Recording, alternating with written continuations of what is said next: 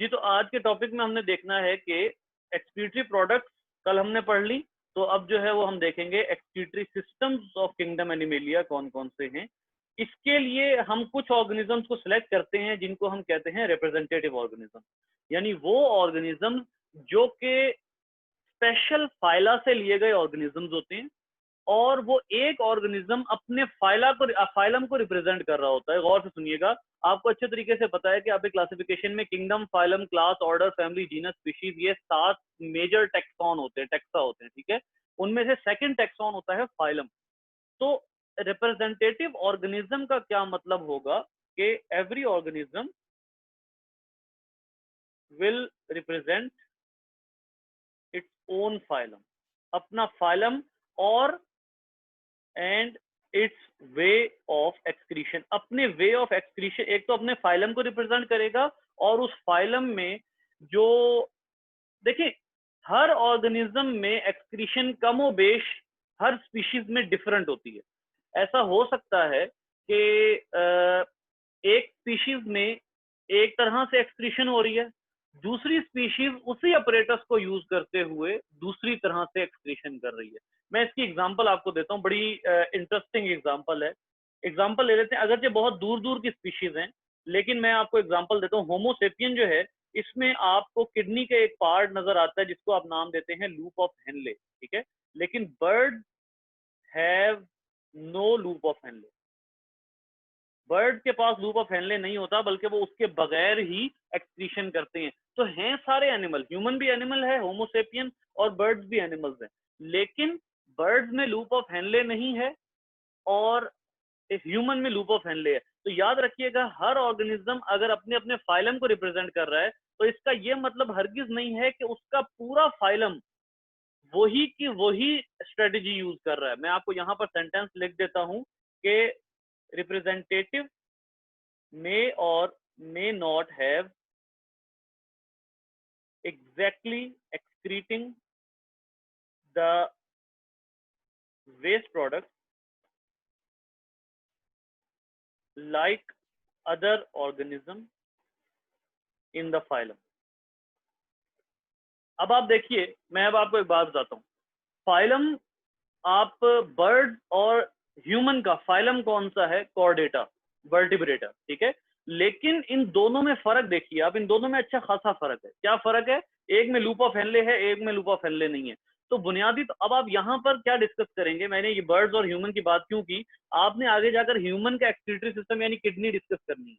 लेकिन अगर आप ये समझते हैं कि ह्यूमन की तरह से बाकी तमाम ऑर्गेनिज्म, बाकी तमाम कॉर्डेट्स, क्योंकि हम ह्यूमन इन दोनों में जो कॉमन चीज लेकर आते हैं, इन दोनों की कॉमन में, यहाँ फिर वन सेकेंड लिख देता हूँ आपको, इन दोनों में जो कॉमन चीज होती है वो ये कॉर्डेट्स हैं, ठीक है।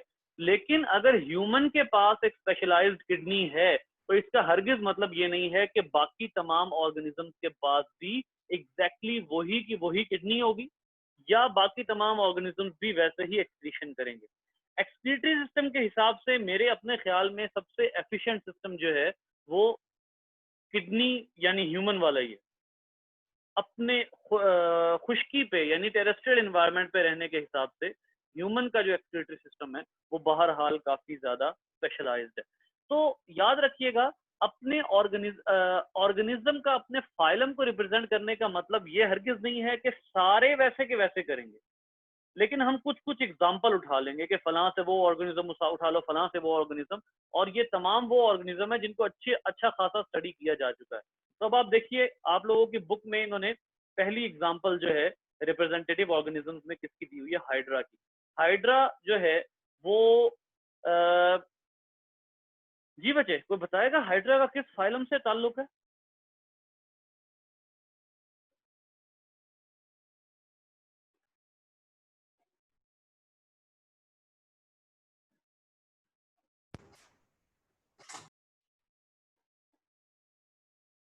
कोई बोलने लगा था, मेरे ख्याल है चुप कर गया।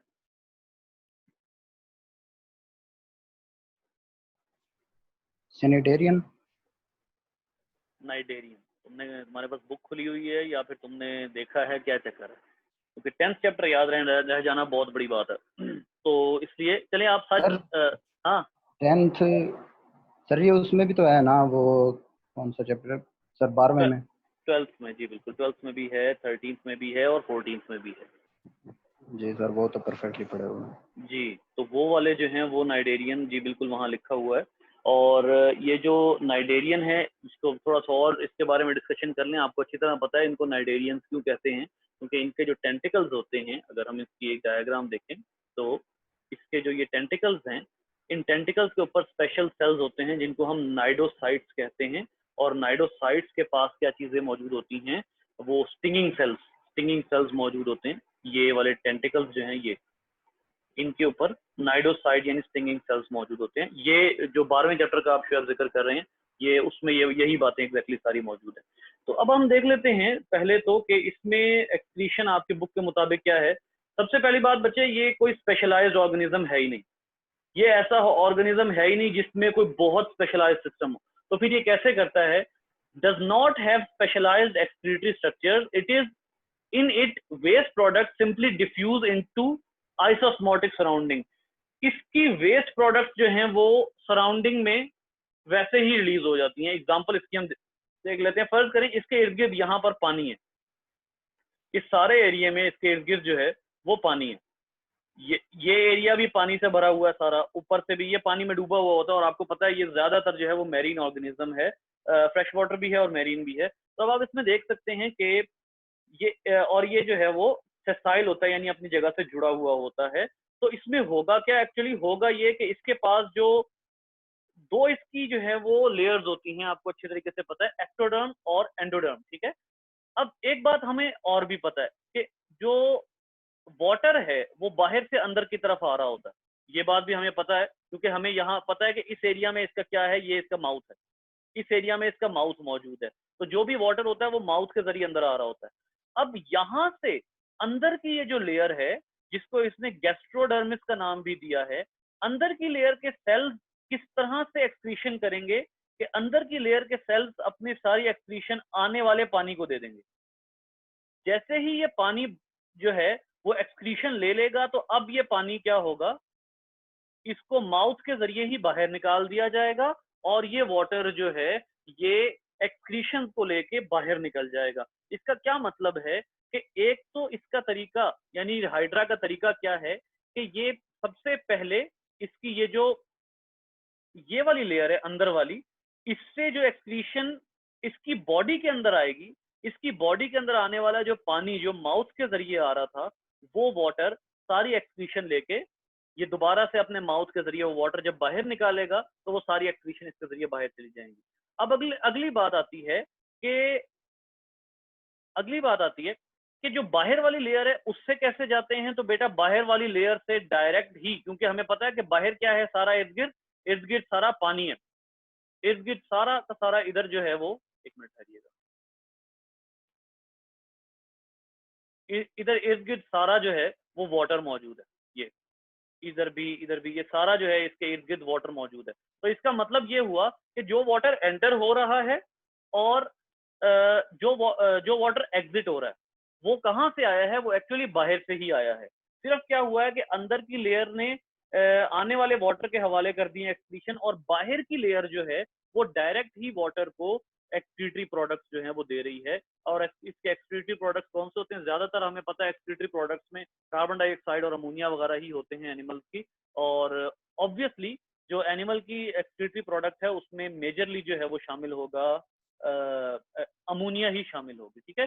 तो और ये ऑर्गेनिज्म अमोनियोटैलिक है। जी अमोनियोटैलिक के बारे में क्या पढ़ा था कल हमने? अमोनियोटैलिक मतलब क्या होता है?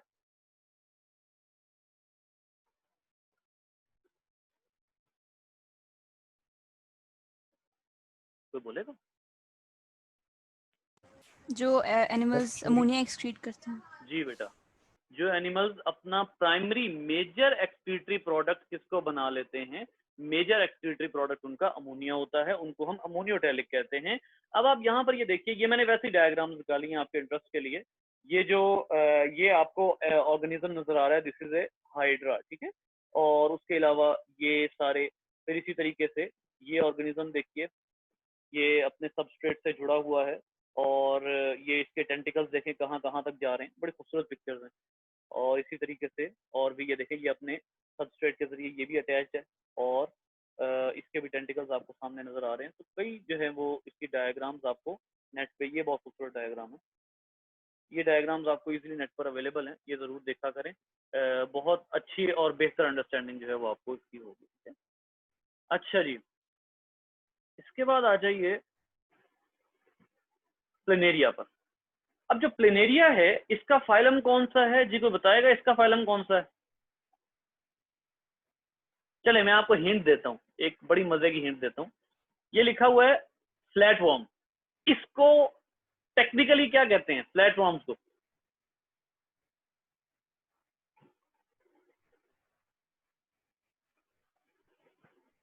बायोलॉजी की लैंग्वेज में फ्लैट वॉर्म्स को क्या कहते हैं?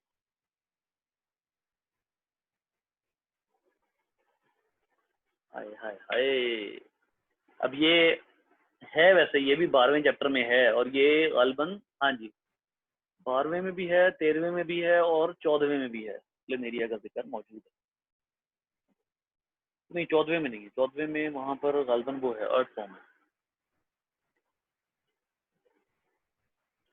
बेटा इसका जो फाइलम है वो प्लेटी हेलमिंथ है, प्लेटी हेलमिंथ।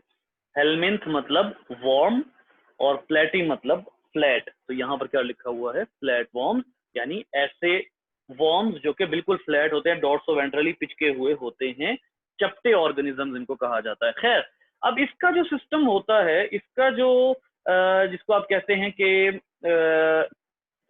एक्सक्रीटरी सिस्टम होता है, इसको आप कहते हैं प्रोटोनेफ्रीडियम।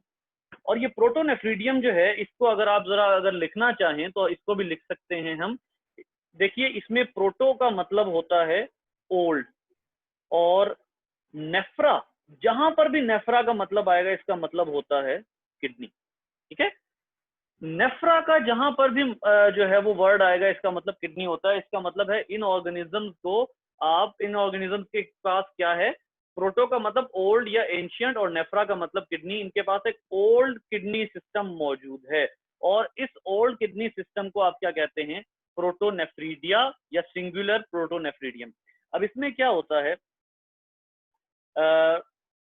सबसे पहले तो इसने बताया है कि protonephridium is a network of close tubules without internal opening. Tubular system is spread throughout the body and branches are capped by a cellular setup termed as flame cells.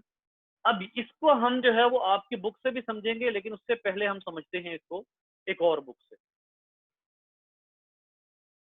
ये देखिए बच्चे, ये ऑर्गेनिज्म जो है ये प्लेनेरिया है, ये organism ये प्लेनेरिया है, ठीक है।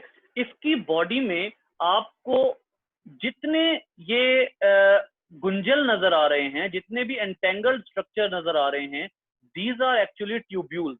आपको पता है कि हमारा जो नेफ्रॉन होता है उसमें भी कोई ट्यूब्यूल्स मौजूद होते हैं कि नहीं होते?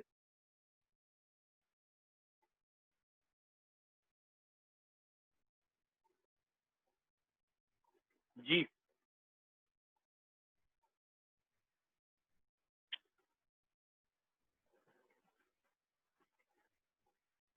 हमारे नेफ्रॉन में ट्यूब्यूल्स होते हैं। डिस्टल ट्यूब्यूल और सर प्रॉक्सिमल। जी, proximal convoluted tubules, distal convoluted tubules, even loop of Henle भी ट्यूब्यूल है। तो याद रखिए एक बात यहाँ पर गौरतलब है, और वो ये है कि एक्चुअली जब भी किडनी की बात होगी तो किडनी नीड सम ट्यूब्यूल्स, और उन ट्यूब्यूल्स का क्या काम होता है। अब आइए जरा बहुत इंपॉर्टेंट और टेक्निकल बात के ऊपर, ये बात जो है ये आप लोगों को आगे हमारे किडनी वाला जो आर्टिकल है उसमें भी जो है वो हेल्प करेगी। Every kidney must have tubules with specialized cells and cell membranes to absorb the nutrients back into the body and to create excretory product with waste material.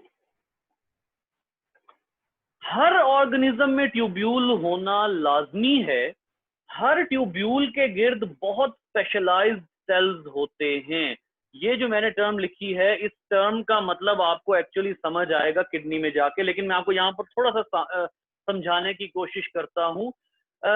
ये जो ट्यूब्यूल के सेल्स होते हैं, इनमें एक खास कैरेक्टर होता है कि ये मेम्ब्रेन के क्रॉस में, आपको अच्छी तरह पता है प्लाज्मा मेम्ब्रेन का फंक्शन क्या होता है। प्लाज्मा मेम्ब्रेन का फंक्शन होता है मेम्ब्रेन के क्रॉस में किसी मटेरियल को बाहर निकालना और किसी मटेरियल को अंदर लेकर आना।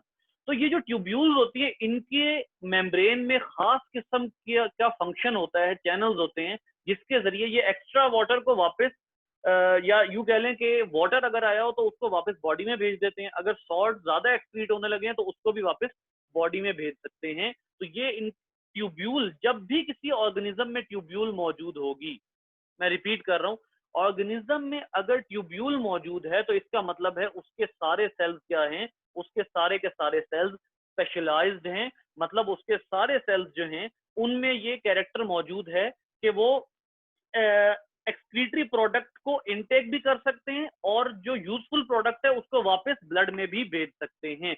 तो अब आइए वापस हम जो टॉपिक पढ़ रहे थे उसकी तरफ आते हैं। इसकी पूरी बॉडी में क्या मौजूद है? ट्यूब्यूल्स मौजूद है। ये स्पेशल ट्यूब्यूल्स हैं जो प्रोटोनेफ्रीडिया, जिनको हम कहते हैं प्रोटोनेफ्रीडिया, ये सारे, एक प्रोटोनेफ्रीडिया, दूसरा प्रोटोनेफ्रीडिया, ये हर एक जो है ये प्रोटोनेफ्रीडिया, ये भी प्रोटोनेफ्रीडिया, ये भी, ये भी, ये भी। और इसमें अब आप देखिए कि प्रोटोनेफ्रीडियम में आपको बल्ब लाइक सेल्स नजर आ रहे हैं। ये देखिए, ये बल्ब लाइक है। ये जो बल्ब लाइक सेल्स होते हैं, इन बल्ब लाइक सेल्स, ये एक प्रोटोनेफ्रीडियम यहां से यहां तक होगा। ठीक है। अब यहां पर बहुत समझने वाली बात है बेटा, गौर से मेरी बात सुनिएगा। यहां पर ये जो हिस्सा है, ये सारा का सारा क्या है? This all portion is body fluid.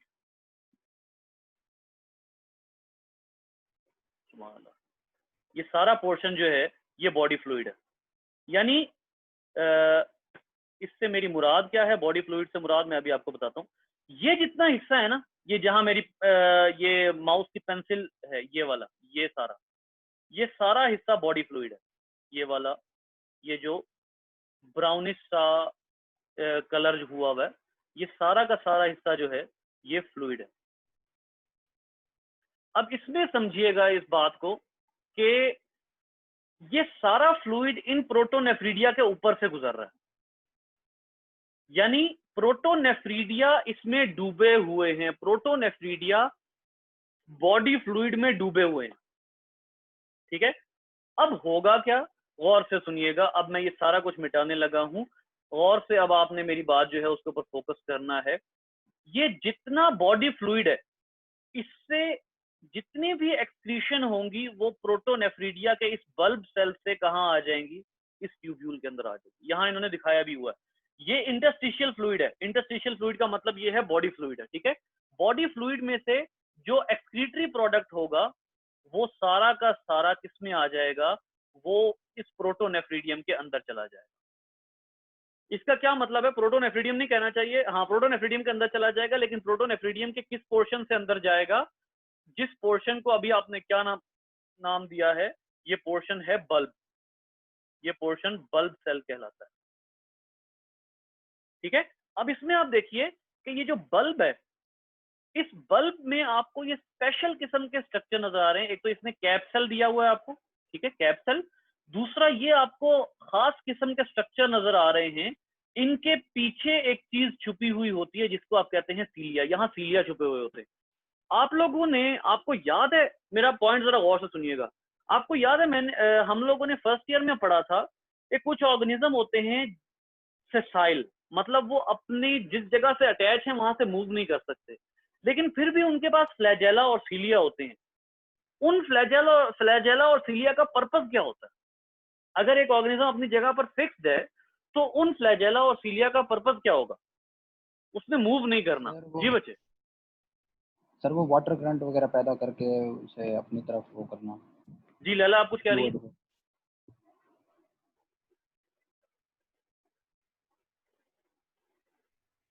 Laila,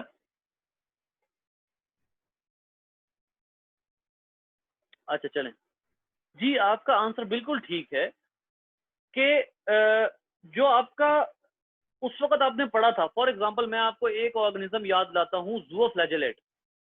ज़ूओफ्लैजेलेट जो हैं वो अपने सबस्ट्रेट से बाइंड रहते थे, जुड़े हुए रहते थे, लेकिन उनके पास फ्लैजेला होते थे। अब टेक्निकली टेक्निकली एक ऐसा ऑर्गेनिज्म जो अपने सबस्ट्रेट से अटैच है, उसके पास फ्लैजेला नहीं होना चाहिए, क्योंकि उसने तो मूव ही नहीं करना। लेकिन उसके पास फ्लैजेला क्यों है?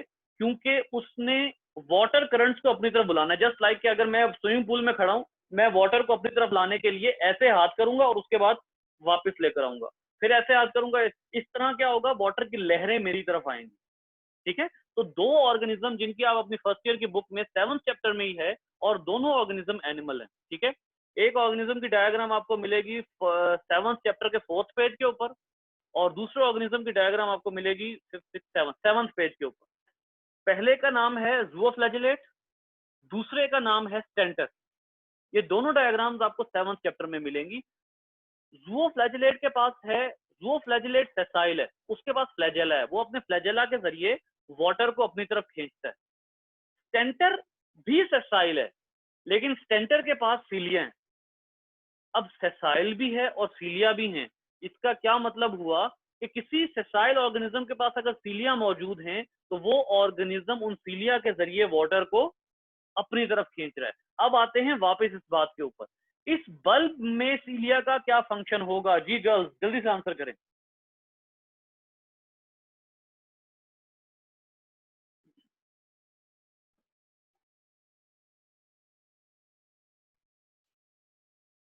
प्रिया, गर्ल्स,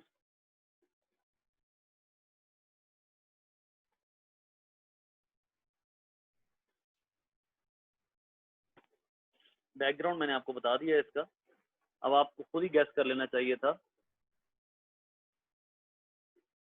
जी बॉयज, कोई आंसर? सर बॉडी फ्लूइड को अपनी तरफ खींचेंगे। एक्चुअली ये सीलिया जब बीट करेंगे ना, क्योंकि सीलिया जो है वो ऐसा स्ट्रक्चर होता है जो कि थ्रेड लाइक धागे की तरह का स्ट्रक्चर होता है। इस धागे की वजह से क्या होगा, इस धागे की वजह से, यानी कि ये मैं इसको एक्चुअली किसको कहना चाह रहा हूँ, इस पोर्शन को, ये सीलिया कई हैं। ठीक है, ये सीलिया ऐसे मूव करेंगे। जब ये सीलिया मूव करेंगे तो इनकी वजह से जो फ्लूइड होगा वो किस तरफ को मूव करेगा, गौर से देखिएगा। अब मैं एक चीज ड्रॉ करने लगा हूं, जो भी फ्लूइड इंटरस्टिशियल फ्लूइड है वो इस सीलिया की वजह से अंदर को मूव करेगा, सीलिया की बीटिंग की वजह से। अगर ये सीलिया बीट नहीं हुए तो फिर जो इंटरस्टिशियल फ्लूइड, यानी जो फ्लूइड बाहर की तरफ बह रहा है, वो फ्लूइड बल्ब के अंदर नहीं आएगा। और हमने क्या कहा है, एक्सक्रीशन के लिए क्या जरूरी है कि जो फ्लूइड बाहर तैर रहा है वो फ्लूइड बल्ब के अंदर आए। तो बल्ब के अंदर आने के लिए किसकी बीटिंग जरूरी है? सीलिया की बीटिंग जरूरी है। सीलिया बीट करता जाएगा, पीछे से इंटरस्टिशियल फ्लूइड आकर बल्ब सेल में शामिल होता जाएगा। तो ये सीलिया जो है, ये इसकी बीटिंग का सिंगल पर्पस ये है कि इसने इंटरस्टिशियल फ्लूइड से वेस्ट प्रोडक्ट निकाल के किस में लेकर आनी है, बल्ब सेल्स में लेकर आनी है। और इस सीलिया की बीटिंग की वजह से खास किस्म का स्पार्क पैदा होता है। एक्चुअली जब ये सीलिया बीट करते हैं ना, साइंटिस्ट ने जब इन सीलिया को अंडर द माइक्रोस्कोप और इन तमाम चीजों को देखा, तो जब ये सीलिया बीट करते हैं तो हल्का सा स्पार्क क्रिएट होता है, हल्की सी लाइट क्रिएट होती है, जिसकी वजह से आप इन सेल्स को क्या कहते हैं, जिसकी वजह से आप इन सेल्स को कहते हैं, यहाँ पर आपके बुक में लिखा हुआ है, ये देखें, फ्लेम सेल। यहाँ पर देखें, each flame cell has a tuft of cilia whose beating propels, जी ये जरा गौर से देखिएगा, cilia whose beating propels interstitial fluid into the tubular system। अभी यही पढ़ा ना हमने कि सीलिया की बीटिंग की वजह से जो इंटरस्टिशियल फ्लूइड होगा वो फ्लेम सेल यानी इसकी बल्ब सेल के अंदर आएगा। इसको बल्ब भी कहते हैं और इसको फ्लेम सेल भी कहते हैं। वापस चलते हैं बुक की तरफ, यहां पर वो क्या लिख रहा है, वो लिखता है कि whose beating propels interstitial fluid into the tubular system The beating of cilia looks like a flickering flame, therefore these cells are termed as flame cells. ये short question important आया करता है, ठीक है. The tubular system is drained into excretory duct. अब आइए अगली बात के ऊपर. ये देखें, ये ट्यूब्यूल है, एक्सक्रीटरी डक्ट है. अब हो क्या रहा है यहाँ पर? हो ये रहा है कि यहाँ से जो भी प्रोडक्ट होगा वो यहाँ आएगा, इधर से जो भी प्रोडक्ट होगा वो इधर आएगा, यहाँ से इधर, इधर से इधर. अब ये जो भी प्रोडक्ट इस इधर आता जाएगा वो इन जो डक्ट्स हैं इनके जरिए बॉडी से बाहर जाता जाएगा. तो इसका क्या मतलब हुआ? इस ऑर्गेनिज्म ने बेसिकली क्या किया है? इस ऑर्गेनिज्म ने बेसिकली अपने इंटरस्टिशियल फ्लूइड को, क्योंकि planaria does not have blood, लिहाजा इसको क्या करना है? इस ऑर्गेनिज्म को अपने इंटरस्टिशियल फ्लूइड को फिल्टर करना है.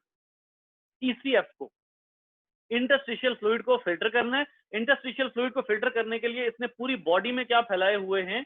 इसने पूरी बॉडी में छोटे छोटे ट्यूब्यूल फैलाए हुए हैं. ये सारे के सारे जो आपको नजर आ रहे हैं, सॉरी ये भी और ये भी, इसमें छोटे छोटे ट्यूब्यूल फैलाए हुए हैं. अब इन छोटे छोटे ट्यूब्यूल का पर्पस क्या है? कि इन्होंने इंटरस्टिशियल जो फ्लूइड है उसको इस तरीके से फिल्टर करना है और फिल्टर करके मेन ट्यूब्यूल में पहुंचा के बॉडी से बाहर जो है, ये जो हिस्सा आपको नजर आ रहा है, this is actually external environment. ये एक्सटर्नल इन्वायरमेंट है. ओहो, इधर चला गया ये. एक्सटर्नल इन्वायरमेंट में सारा का सारा जो भी एक्सक्रीटरी प्रोडक्ट होगी वो बाहर भेज दी जाएगी, ठीक है. तो इस तरीके से ये जो है ये अपना अपनी जो वेस्ट प्रोडक्ट्स होती है उनको रिमूव करता है, ठीक है जी बच्चे. Any question? 5 मिनट रह गए, अगला तो नहीं हम शुरू कर सकते. जी बेटा जी.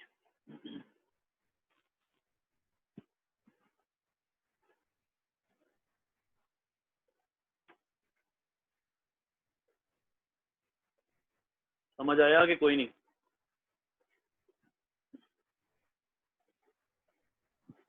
सर सर क्या हेड्रा का माउथ हर वक्त खुला रहता है? सॉरी, किसका माउथ? हेड्रा का सर.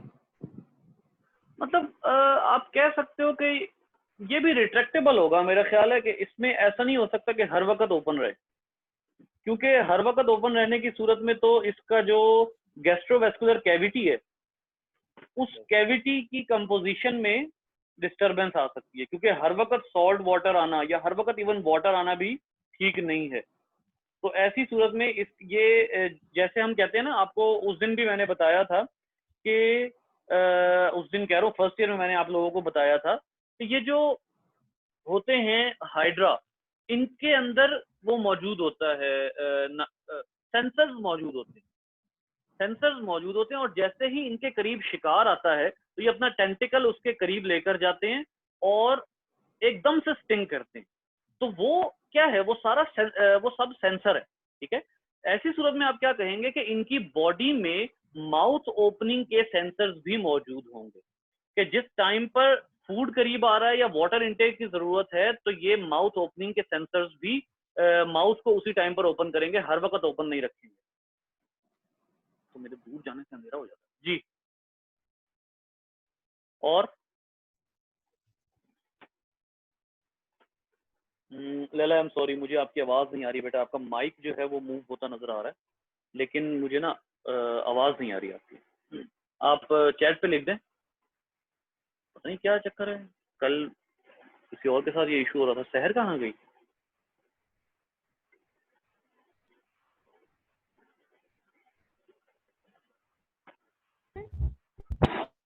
जी बेटा, अब आवाज आई आपकी.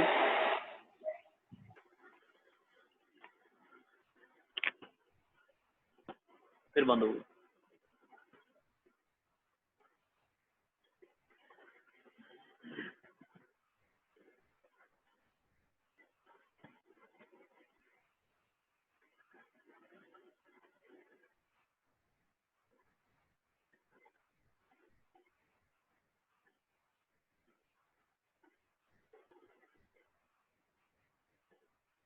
चलें बार मेरे ख्याल लैला का माइक नहीं चल रहा। और कोई बचे, किसी और को क्वेश्चन?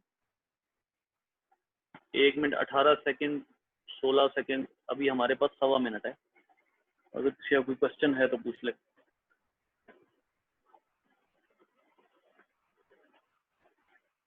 जी लैला बेटा, मैं आपके सर क्वेश्चन का, हाँ शोएब बोलो। लैला आपके क्वेश्चन का मैं वेट कर रहा हूँ बेटा। आप बेशक जो है वो आप चैट में सेंड कर दें, कोई इशू नहीं है। जी शोएब बोलो। सर अगर कोई क्वेश्चन करेगा तो टाइम खत्म हो जाए, आपका आंसर कंप्लीट ना हो, फिर तो कोई वजह नहीं है। टाइम पे कंप्लीट ना करें तो सर मीटिंग ही ऑफ हो जाएगी, आपका आंसर कंप्लीट नहीं होगा सर, क्या नहीं, फायदा? मेरा आंसर अगर कंप्लीट ना हुआ तो मैं व्हाट्सएप कर दूंगा, कोई इशू नहीं है। प्लेनेरिया की 3 इंटेस्टाइनल ब्रांचेस होती हैं, एक फॉरवर्ड और बाकी 2 लेटरल। इनका इंटेस्टाइनल फ्लूइड को फिल्टर करने में कोई रोल नहीं होता। जी 3 इंटेस्टाइनल ब्रांचेस होती हैं, बिल्कुल है ऐसा। उसके बाद क्या है, एक फॉरवर्ड और बाकी 2 लेटरल। इनका इंटेस्टाइनल फ्लूइड को फिल्टर करने में कोई रोल। बच्चे जो इसकी जो 3 इंटेस्टाइनल डक्ट्स आप कह रही है ना, उनका काम है फूड पहुंचा देना। जब वो फूड पहुंचा देंगे तो उसके बाद उस फूड का जो वेस्ट बनेगा, वो फूड वेस्ट किसके पास जाएगा?